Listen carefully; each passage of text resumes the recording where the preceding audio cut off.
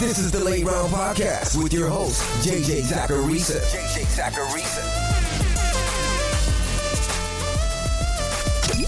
What's up, everyone? It's JJ Zacharisa, and in this episode 929 of the Late Round Fantasy Football Podcast, sponsored by Underdog.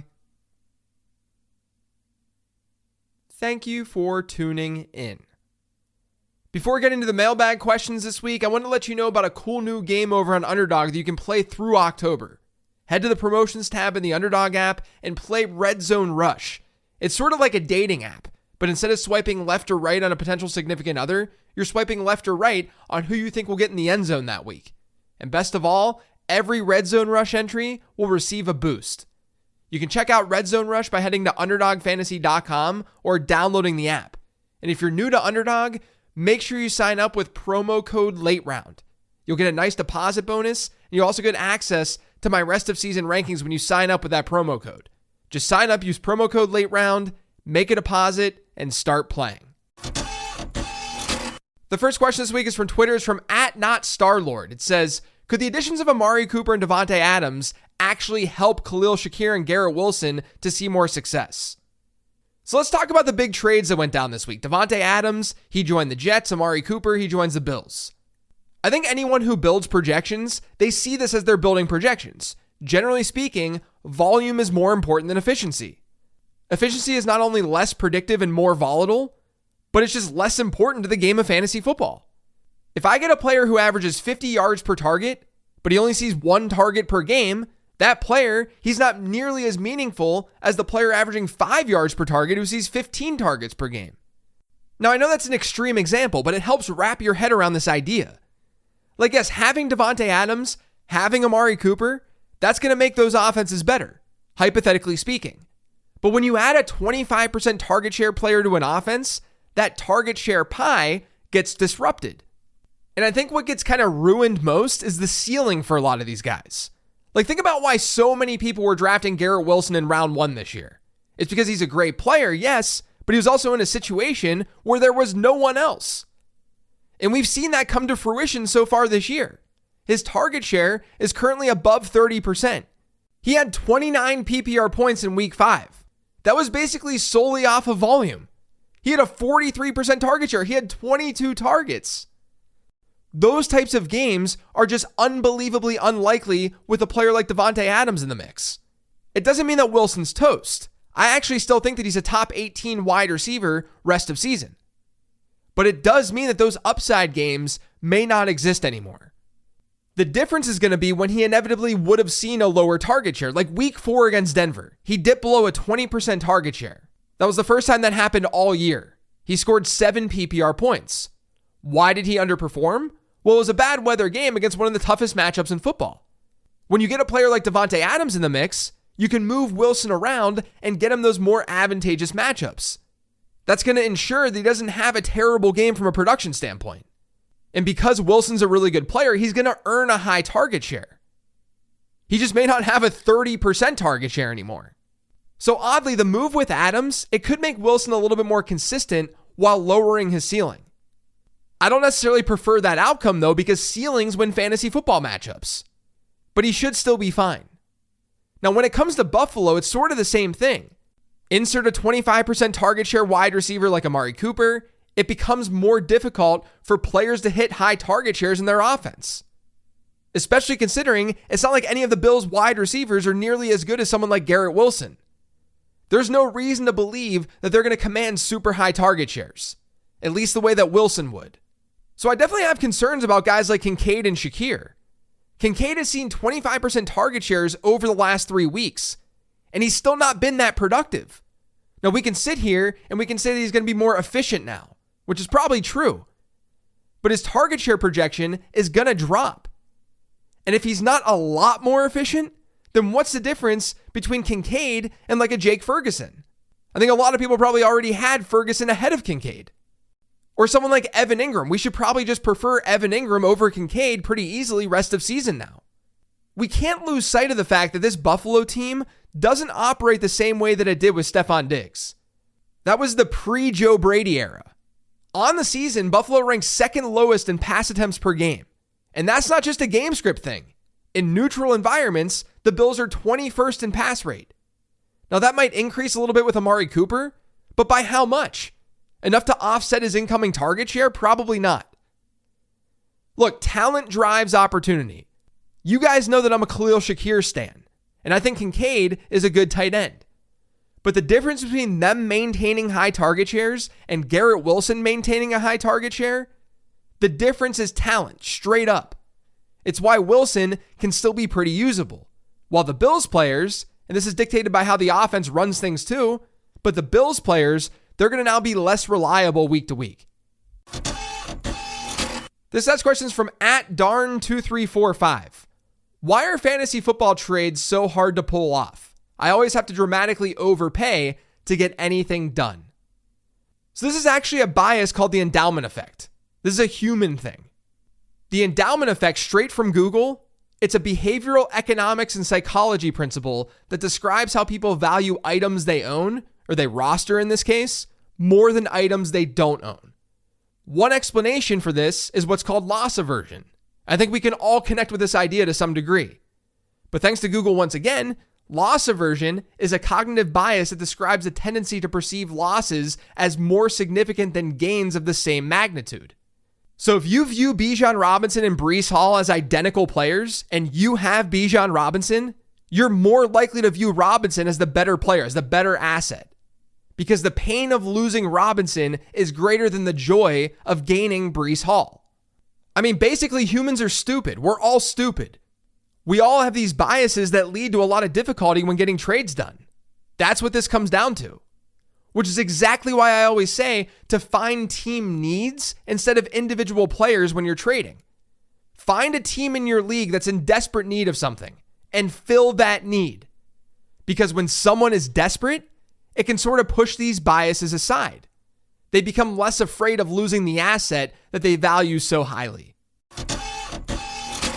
This next question is from friend of the show, Dave Kluge. It says, is there any reason to roster Patrick Mahomes in a standard 12-team redraft league? So I think there are 3 reasons to still roster him.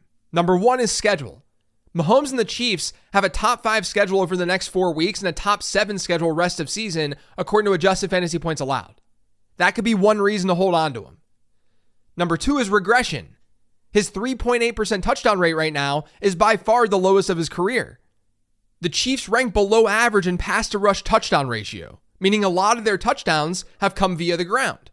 That's usually not the case for them. And then lastly, look guys, he's talented. I know he hasn't been that good in fantasy football for some time now, but we also know that he's still a good quarterback.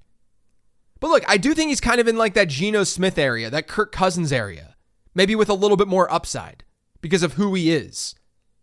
But it's tough to feel really bullish the way that defense is playing and the weapons that the Chiefs currently have. I totally get that. But that tier of players, I don't really see them as drops, at least in a lot of leagues. And a 10-teamer, your waiver wire pool is probably pretty robust at quarterback, so you might be able to let him go there. But in a 12-teamer, I think he's one of those quarterbacks that you roster and you can play in plus matchups, all while getting streamers to play when things look a little bit tougher. So I would not drop Patrick Mahomes. This next question is an email from Ryan. It says, JJ, love the show. Thanks. I was surprised to see Joe Mixon as a sell for you this week. He's been getting a lot of volume, and he seems like he's going to be an RB1 in the Texans offense this year. Shouldn't we want that on our fantasy rosters? Thanks, Ryan. So I heard a few of these types of comments this week regarding Mixon, and I just want to use this time on this mailbag episode to clarify. In actuality, I have Mixon a little bit higher than where other rankers have him. I don't think that means that he's not a sell, because the idea behind the recommendation was to take how he's performed, recognize that it's not sustainable, and try to get an elite asset for him. Like pair him up with someone to upgrade to an elite wide receiver, like a top 5 wideout. I still have Mixon ranked as an RB1 rest of season. I said as much on the show. I'm just saying that this could still hypothetically be a high point, depending on who you're trading with. But yeah, this is the downside of doing buys and sells every week on that show. I can't capture how everyone feels about a player. All I can do is talk about what's sustainable and what's not sustainable and what could be upcoming for a player. Just know that you should absolutely not be trading away Joe Mixon for a ham sandwich. That wasn't the intent with that transaction. The last question this week is from Patreon. It's from Andre. It says, hey JJ, is the Lions offense almost too efficient? While Amon-Ra St. Brown has been good, I think people expected more. And Sam LaPorta hasn't lived up to the tight end one. Could Hutchinson's injury actually help the Lions from a fantasy perspective? Thanks. I think a good way of answering a question like this is to ask what's different. At a baseline, we know that Amon-Ra St. Brown and Sam LaPorta were both great fantasy assets last year. What's changed? To answer that, I generally will look at the team level first. Detroit, for example, is averaging 30.6 pass attempts per game this year. That was 35.6 last year. In neutral environments, which I define as plays run in the first 3 quarters when games are within 6 points, this year, their pass rate is about 46%. Last year in the regular season, it was 54%. So they've been a more run-heavy team in these neutral environments, these neutral script environments. And so far this year, they've generally played well and hit positive game scripts, so their passing volume is lower. Now, is that the result of efficiency? I mean, yeah, they've been more efficient. They have a plus 0.15 EPA per play rate right now. It's according to Next Gen Stats. Last year, that number was plus 0.03. So they're 5 times as effective per play right now. But they're averaging more yards per game this year than last year.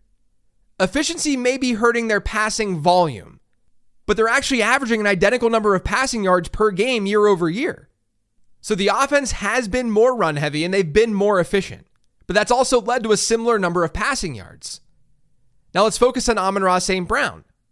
What that means is that if Amon-Ra St. Brown had an identical target share year over year, we might expect a similar number of yards, but fewer receptions, right? Because the passing volume isn't there, but the yardage total is. Well, St. Brown is currently averaging 58 yards per game. Last year, he averaged 95. In other words, his share of receiving yards, regardless of how much passing volume that offense has, his share of receiving yards has dropped dramatically. So there's something more going on here. This year, Amon-Ra St. Brown's average at the target is 0.7 yards lower than last year. He's being targeted on a similar number of his routes run, but his route participation is down by about 3 percentage points. His target share, it's lower, but just slightly lower, by like 1 percentage point. So those are all very small things that are slightly contributing. His route share, not that different. His target share, not dramatically different, but it is slightly lower. But you have to look beyond just that usage. You have to look at what's going on once the ball is in Amon-Ra St. Brown's hands. So his peripherals are just slightly worse. His route share, his average at the target, his target share, they're just slightly worse. But why are we seeing such a dramatic difference in overall yards per game? Especially if the Lions themselves have very similar passing yardage numbers year over year. It's what's going on after the catch. Right now, according to Next Gen Stats, Amon-Ra St. Brown has 92 yards after the catch. He has 31 catches on the season. He's generating less than 3 yards after each reception. Last year, St. Brown's yak per catch was 5.8. It was almost double what he's generating right now. So St. Brown currently has a lower average depth of target, and he has a much lower yards after the catch profile. Combine the two, and you've got a more inefficient receiver. And you can see that by looking at yards per reception. Because yards per reception, all that's telling you is how many yards a player gained before he caught the ball, or as he caught the ball, and then what he did after the catch. If both of those numbers are lower, then Amon-Ra St. Brown's yards per reception is also going to be lower. And that's exactly what's going on. Last year, it was 12.7. This year, it's 9.3. So think of it this way. Let's pretend that St. Brown maintained his 12.7 yards per reception this year. That what he did last year just carried over into 2024.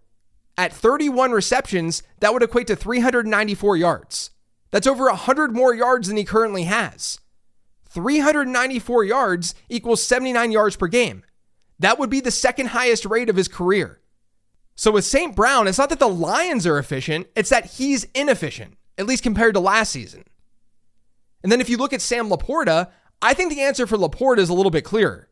He's just not seeing the same type of usage in terms of target share.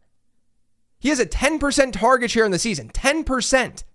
He was at 22% last year. His targets per route run have gone from 24% to 11%.